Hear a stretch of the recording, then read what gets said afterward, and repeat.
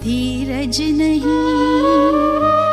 वो बाबा बाहें फैलाए हर घड़ी मुस्कुराते, मना लो मन से मिलन, मना लो मन से मिलन। उड़ चलो पार गगन, वही है अपना वतन। उड़ो अब बिंदु बनकर, देह अभिमान तज कर।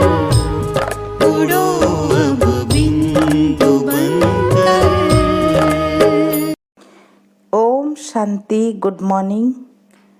4 दिसंबर 2021 प्रातः मुरली बाप दादा मधुबन। मीठे बच्चे, देह अभिमान तुम्हें बहुत दुखी करता है, इसलिए देही अभिमानी बनो। देही अभिमानी बनने से ही पापों का बोझा खत्म होगा। प्रश्न: सतयुग में साहूकारी का पद किस आधार पर प्राप्त होता है? उत्तर: साहूकार बनते हैं ज्ञान की धारणा के आधार पर। जो जितना ज्ञान धन धारण करते हैं और दान करते हैं, उतना वह साहूकार पद पाएंगे, एवर वेल्दी बनेंगे। पढ़ाई पढ़नी और पढ़ानी है, बाकी विश्व महाराजन बनने के लिए बहुत रॉयल सर्विस करनी है। सब खामियां निकाल देनी है। पूरा देही अभिमानी बनना है। बड़े धैर्य और गंभीरता से बाप को याद करना है। गीत: धीरज धर मनुआ धीरज धर। ओम शांति। यह किसने कहा? बाप ने कहा बच्चों को धीरज धरो। सारी दुनिया को नहीं कहा। भल बच्चे तो सभी हैं, परंतु सब बैठे तो नहीं है ना। बच्चे ही जानते हैं बरोबर यह दुखधाम बदली हो रहा है। सुख धाम के लिए हम पढ़ रहे हैं, वह श्रीमत पर चल रहे हैं। बच्चों को धीरज भी देते हैं। वास्तव में सारी दुनिया को गुप्त धीरज मिल रहा है। तुम समझते हो हम सम्मुख सुनते हैं, सब तो सुनते नहीं। वह बेहद का बाप है, बेहद का दुख हरता सुख करता है। दुख हरकर सुख का रास्ता बताता है। तुमको जब सुख होगा तो दुख का नाम नहीं हो सकता। सुख की दुनिया को सतयुग, दुख की दुनिया को कलयुग कहा जाता है। यह भी बच्चे ही जानते हैं। सतयुग में संपूर्ण सुख है, सो भी 16 कला संपूर्ण। जैसे चंद्रमा भी 16 कला संपूर्ण होता है, फिर कला कम होते होते अमावस पर कितनी छोटी किनारी रह जाती है, प्राय अंधियारा हो जाता है। 16 कला संपूर्ण तो संपूर्ण सुख भी होगा। कलयुग में है 16 कला अपूर्ण तो फिर दुख भी होता है। इस सारी दुनिया को माया रूपी ग्रहण लग जाता है। इसलिए अब बाप कहते हैं तुम्हारे में जो देह अभिमान है पहले पहले उनको छोड़ो। यह देह अभिमान तुमको बहुत दुख देता है। आत्म अभिमानी रहो तो बाप को भी याद कर सकेंगे। देह अभिमान में रहने से बाप को याद नहीं कर सकते। यह आधा कल्प का देह अभिमान है। इस अंतिम जन्म में देही अभिमानी बनने से एक तो पापों का बोझा खत्म होगा और फिर 16 कला संपूर्ण सतो प्रधान बनेंगे। बहुत देह अभिमान की बात को भी समझते नहीं है। मनुष्य को दुखी करता ही है देह अभिमान, पीछे है और विकार। देही अभिमानी बनने से यह सब विकार छूटते जाएंगे, नहीं तो छूटना मुश्किल है। देह अभिमान की प्रैक्टिस पक्की हो गई है तो अपने को देही अभिमानी आत्मा समझते ही नहीं। इसमें सब विकार दान देना पड़े। पहले पहले देह अभिमान को छोड़ना है। काम क्रोध आदि सब पीछे आते हैं। तुम्हारा बाप वह है। देह अभिमान के कारण लौकिक बाप को ही बाप समझते आए हैं। अब मुख्य बात है कि हम पावन कैसे बने। पति दुनिया में है ही सब पतित, पावन कोई हो नहीं सकते। एक बाप ही सबको पावन बनाकर खुशी खुशी से वापस ले जाते हैं। अब तुम बच्चों को तो योग का चिंतन लगा हुआ है। जीते जी मरना है, देह अभिमान तोड़ना माना मरना। हम आत्मा बाबा को याद कर पतित से पावन बन जाए। यह पावन बनने की युक्ति बाबा ने ही समझाई थी। अब फिर से समझा रहे हैं, कल्प कल्प फिर भी समझाएंगे। दुनिया भर में और कोई भी समझा नहीं सकते। मूल बात है शिव को याद करने की। सो भी जब यहाँ आकर बीके द्वारा सुने, क्योंकि दादे का वर्षा मिलना है। तो बाप जरूर चाहिए जिस द्वारा मिले। डायरेक्शन तो जरूर लेने हैं साकार द्वारा। बहुत बच्चे हैं जो समझते हैं हम शिव बाबा से योग लगाए ब्रह्मा को छोड़ दें, परंतु शिव बाबा से सुनेंगे कैसे। कहते हैं हमारा ब्रह्मा बाबा के साथ कोई कनेक्शन नहीं है। अच्छा, तुम अपने को आत्मा समझो, शिव बाबा को याद करो, घर जाकर बैठो, परंतु यह जो नॉलेज मिलती है सृष्टि चक्र की, वो फिर कैसे सुनेंगे। यह समझने बिना सिर्फ याद कैसे कर सकेंगे। ज्ञान तो इन तन द्वारा ही लेना पड़ेगा ना। फिर कभी भी ज्ञान तो मिल नहीं सकता। रोज नई नई बातें बाप द्वारा ही मिलती है। बिना ब्रह्मा और ब्रह्मा कुमारियों के कैसे समझ सकेंगे। यह सब सीखना पड़े। बाप कहते हैं जो घर बैठकर पुरुषार्थ करे कर्मातीत अवस्था को पाने का, तो हो सकता है मुक्ति में जाए, जीवन मुक्ति में जा न सके।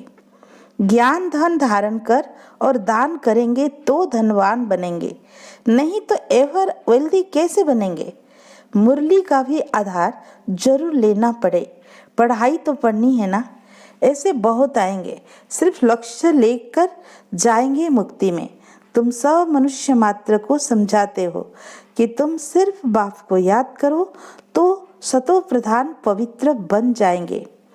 फिर जब ज्ञान धन ले तब सतयुग में साहूकार बने, नहीं तो मुक्ति में जाकर फिर भक्ति मार्ग के समय आकर भक्ति करेंगे। किसका कल्याण कर नहीं सकेंगे, क्योंकि मनुष्य को देवता बनने के लिए ज्ञान जरूर चाहिए। ज्ञान सुनकर फिर सुनाना भी है। प्रदर्शनी में देखो कितना माथा मारते हैं, फिर भी किसी की बुद्धि में बैठता ही नहीं। आत्मा कितनी छोटी बिंदी है। हर आत्मा को अपना अपना पाठ मिला हुआ है। यह तुम अभी जान गए हो।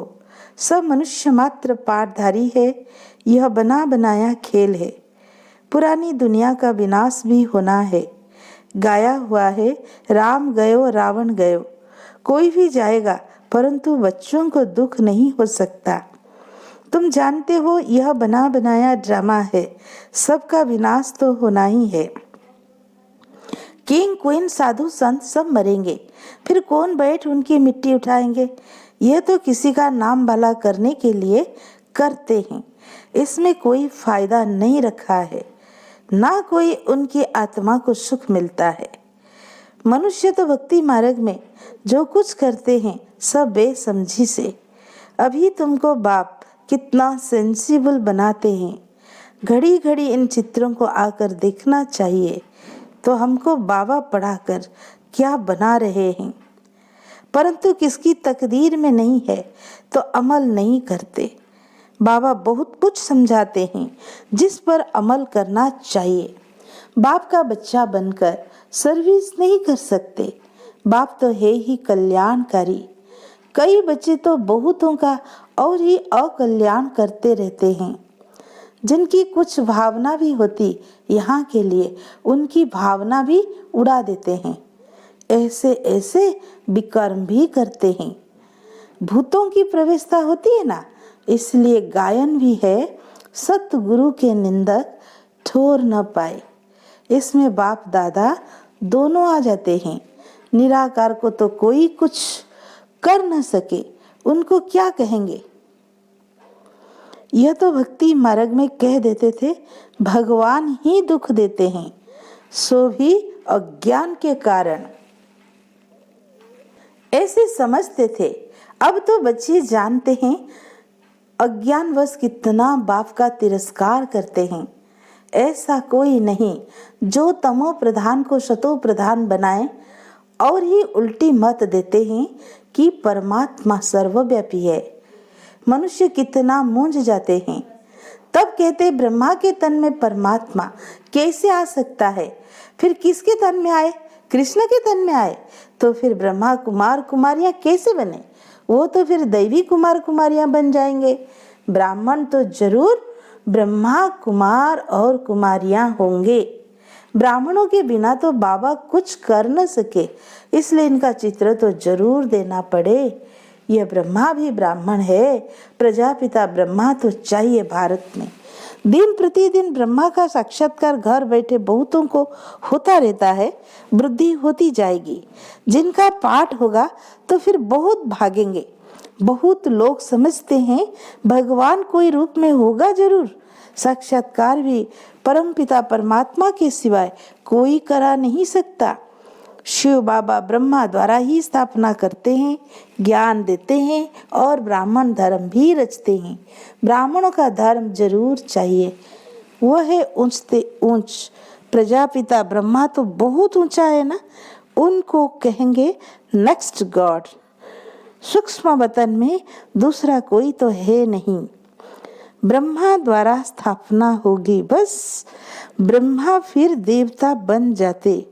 84 जन्मों के बाद फिर ब्रह्मा बन जाते हैं। ब्रह्मा सरस्वती सो फिर लक्ष्मी नारायण बनते हैं। ज्ञान ज्ञानेश्वरी फिर राज राजेश्वरी बनती है। ब्रह्मा सो विष्णु, विष्णु सो ब्रह्मा कैसे बने, यह बड़ी फर्स्ट क्लास पॉइंट है। इस पर अच्छी तरह समझा सकते हो। यह ज्ञान एक बाप द्वारा मिलता है। प्रदर्शनी में अच्छी तरह समझाओ कि तुम ब्रह्मा पर मूंझते क्यों हो। इतने सब ब्राह्मण ब्राह्मणियां है। पहले जब कोई ब्राह्मण बने तब ही विष्णुपुरी के मालिक देवता बने। ब्रह्मा का दिन ब्रह्मा की रात मशहूर है ना। अभी है रात।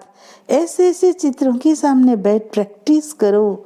जिनको सर्विस करनी है उनको सर्विस के सिवाय कोई विचार नहीं आएगा।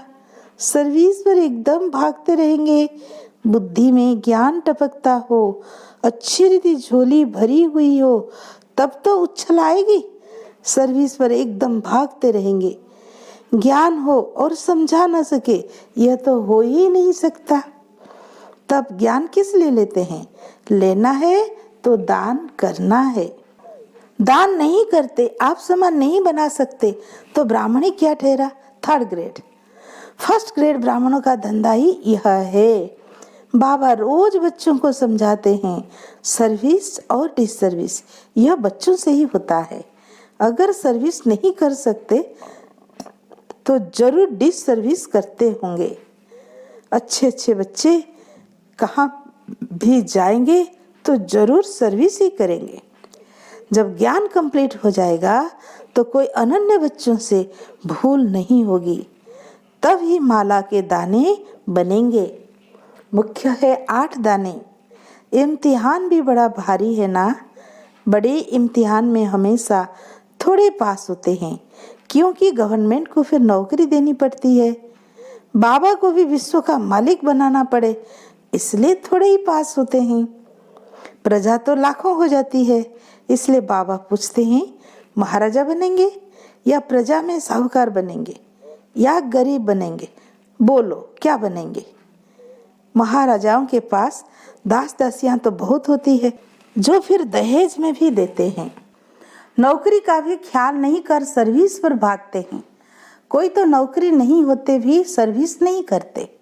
शौक नहीं, तकदीर में नहीं है या ग्रहचारी है। सर्विस तो बहुत है, मेहनत भी लगती है, थक भी जाते हैं, समझाते समझाते गले भी घुट जाते हैं। ऐसे तो 3rd क्लास वालों का भी गला घुट जाता है। इसका मतलब यह नहीं कि उन्होंने बहुत अच्छी सर्विस की। बाबा जानते हैं अच्छी रॉयल सर्विस करने वाले कौन है, परंतु कईयों में खामियां भी रहती है। नाम रूप में फंसते रहते हैं, फिर शिक्षा देकर सुधारा जाता है। नाम रूप में कभी नहीं फंसना चाहिए। देही अभिमानी बनना है। आत्मा छोटी बिंदी है, बाप भी बिंदी है।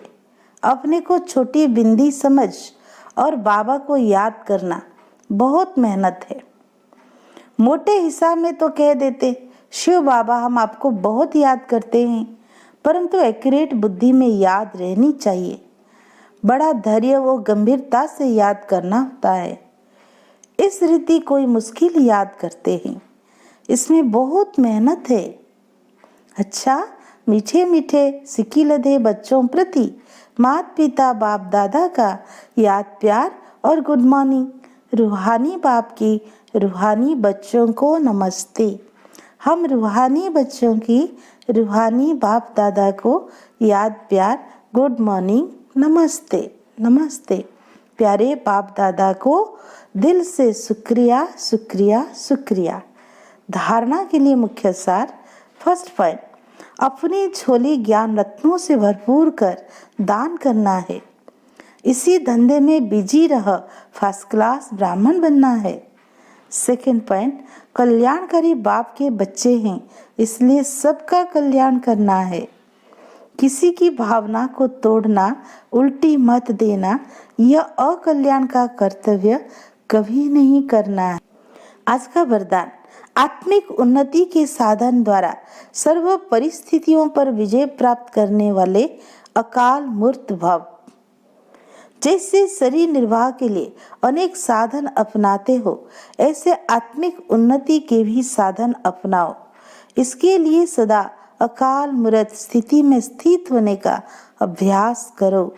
जो स्वयं को अकाल मूर्त आत्मा समझकर चलते हैं, वह अकाल मृत्यु से, अकाल से, सर्व समस्याओं से बच जाते हैं। मानसिक चिंताएं, मानसिक परिस्थितियों को हटाने के लिए सिर्फ अपने पुराने शरीर के भान को मिटाते जाओ। आज का स्लोगन, कोई भी बात जो बार बार फील करता है वो फाइनल में फेल हो जाता है।